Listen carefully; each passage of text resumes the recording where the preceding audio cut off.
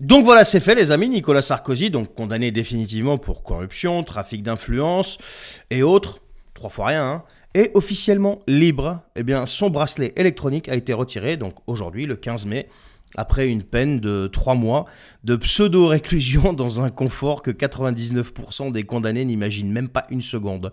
Alors officiellement, il a pu demander une libération conditionnelle avant la moitié de sa peine à cause de son âge, 70 ans. Et bien sûr, comme on est en France, dans une république taillée pour les puissants, il faut dire les choses comme elles sont, ben ouais, le juge a dit oui, bien sûr, monsieur le président, allez hop, enlevez-lui le bracelet. On parle de corruption là. On ne parle pas d'un excès de vitesse, pas d'un problème, je sais pas moi, fiscal ou d'un joint ou je sais pas quoi. On parle de trafic d'influence, de manipulation d'un magistrat, d'écoute illégale. On parle d'un ancien chef de l'État qui a utilisé son statut pour contourner la justice. Je n'invente rien, c'est avéré. Et qui aujourd'hui se retrouve tranquille, propre, détendu, lavé de toute conséquence en fait. Mais d'ailleurs, rappelez-vous, sa fille en avait parlé. Hein. De toute façon, on va lui enlever le bracelet puis on va partir en vacances. C'est ce qu'elle avait dit. Et c'était une catastrophe là il y a quelques semaines. Et puis depuis février, ce monsieur était censé purger 1 an ferme. Alors en réalité, à la maison, en pantoufle, avec des horaires aménagés, absent entre 8h et 20h, des fois 21h30. Hein. Pendant que son procès pour financement libyen, je sais pas quoi, bat son plein, lui, il faisait déjà sa vie tranquillement.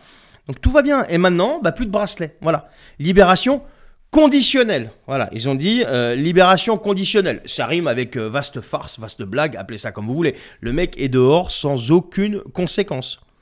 Et pendant ce temps-là, dans la vraie justice des autres, qu'est-ce qui se passe? T'as des gamins qui se tapent 6 mois ferme, par exemple, pour avoir participé à une manif ou autre. Des mères seules qui sont expulsées pour retard de loyer, par exemple, tu vois. Des retraités qui galèrent à survivre pendant que la caste s'auto-amnistie. C'est la réalité. Ils se cachent derrière les lois de la République et les textes, etc. pour s'auto-amnistier. Ce pays a une justice à 2 vitesses. C'est pas la première fois que je le dis. Quand il a été condamné au bracelet, c'est ce que j'ai dit aussi. Il y a celle des faibles, tu vois, qui est impitoyable, elle, et t'as celle des puissants, qui est souple comme de la pâte à modeler. Regardez tout ce qui s'est passé avec tous ceux qui ont été inquiétés, par exemple, des politiques, là, je parle de la Macronie et autres. La plupart, des non-lieux, où ils ont été lavés de tout soupçon, de toute accusation, etc. Et donc, là, pour l'histoire de Sarkozy, moi, ce qui m'étonne, c'est le silence radio des politiciens. Pas une sanction symbolique, pas une condamnation. Il n'y a même pas eu d'ailleurs cette histoire de Légion d'honneur. Macron lui-même, il a dit qu'il était contre qu'on lui retire la Légion d'honneur. Alors, il y a des gens qui ont été choqués. Évidemment qu'il allait être contre. Un chef de clan protège toujours ses prédécesseurs.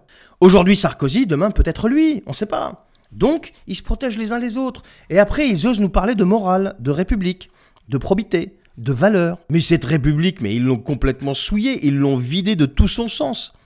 Il reste plus que, tu sais, le décorum, les drapeaux, les discours, et puis leur impunité aussi. Et puis, tu sais, quand tu vas aux cérémonies du 8 mai, du 11 novembre, etc., tu les vois tous. Ouais, non. Il reste plus que ça, en fait. Alors ça, c'est super joli, hein, mais il reste plus que ça. Le reste, c'est du flan. Alors qu'on s'étonne pas du rejet après, qu'on s'étonne pas de la colère. Parce que ce que les Français voient aujourd'hui, c'est simple. La justice, c'est pour les autres, mais pas pour eux. Ça, c'est la réalité, les amis. Alors, s'il y en a qui ont des contre-exemples, qui me les donnent, donnez-les-moi en commentaire, donnez-moi des contre-exemples. Dites-moi, Charbel, tu te trompes, j'aimerais bien. Croyez-moi, j'aimerais bien me tromper. Mais c'est la vérité. Alors ils vont venir se cacher, oui, mais il a 70 piges, la loi prévoit que. Mais c'est ça le truc, c'est qu'ils se cachent derrière la loi. Parce que la justice, comme je vous ai dit, pour eux, elle est tranquille, et pour les autres, elle est impitoyable. Merci de partager cette vidéo, les amis. Je vous souhaite une bonne journée, et à la prochaine.